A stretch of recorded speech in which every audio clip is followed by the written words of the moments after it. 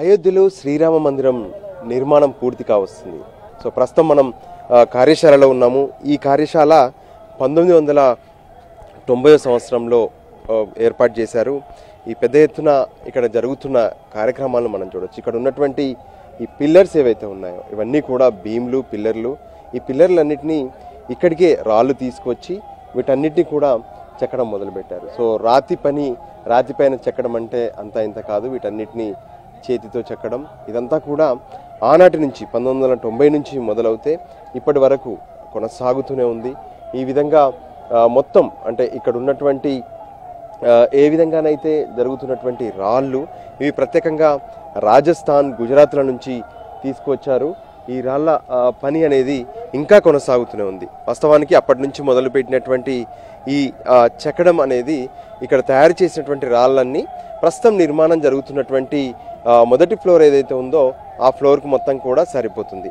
So మనం ఎదురుగా చూస్తూనే ఉన్నాం. పిల్లర్లను గతంలో కొన్ని తయారు చేశారు, ఇప్పుడు మరికొన్ని తయారు చేస్తూనే ఉన్నారు. సో దానికి అనుగుణంగా వాళ్ళ పని అనేది కొనసాగుతూనే ఉంది. శిలను శిల్పంగా మార్చేందుకు ఆ శిల్పి చేస్తున్నటువంటి కృషిని మనం చూడొచ్చు. ఎందుకంటే ఆ శిల్పి ఏ విధంగానైతే తన శిల ద్వారా తను ఆ శిలకు ఒక ఆకారం ఇస్తున్నారు.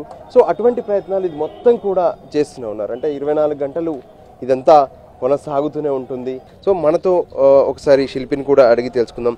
భాईजी आपने बताइए आप कितना साल से ये काम कर रहे हैं? 2 साल से। 2 साल से। अभी ये कितने बजे शुरू करते, शाम तक कैसे चलते, इसका काम क्या करते? मैं 6 बजे, शाम को 6 बजे।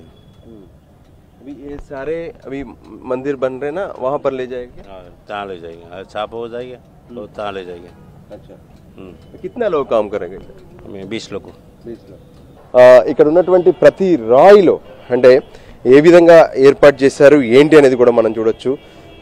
ఏదైతే శిలపై దేవతామూర్తుల విగ్రహాలు ప్రత్యేకంగా కనిపిస్తాయి. మనకు ఇక్కడ గణనాథుడు కనిపిస్తున్నారు. సో గణనాథుడి విగ్రహాన్ని శిలపై ఏ విధంగా చెక్కారు అనేది మనకి ఇక్కడ స్పష్టంగా కనిపిస్తుంది.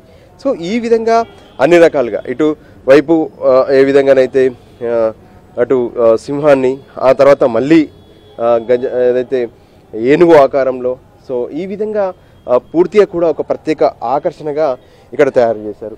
మనం లోపల కూడా ఇంకెన్నో శిలలు, ఎన్నో రాళ్ళు ఇక్కడ పెద్ద ఎత్తున కనిపిస్తున్నాయి. వీటన్నిటినీ ఇక్కడ ప్రత్యేక ఆకర్షణగా తీర్చిదిద్దుతూనే ఉన్నారు. వీటన్నిటిని అయోధ్య మొత్తం కూడా ముస్తాబవుతుంది. ఒకవైపు విశ్వ హిందూ పరిషత్, రామ్ జన్మభూమి ట్రస్ట్తో పాటు అయోధ్య డెవలప్మెంట్ అథారిటీ పేరుతో కూడా అయోధ్య నగరాన్ని పూర్తి స్థాయిలో అభివృద్ధి చెందేలా ఏర్పాట్లు చేస్తున్నారు.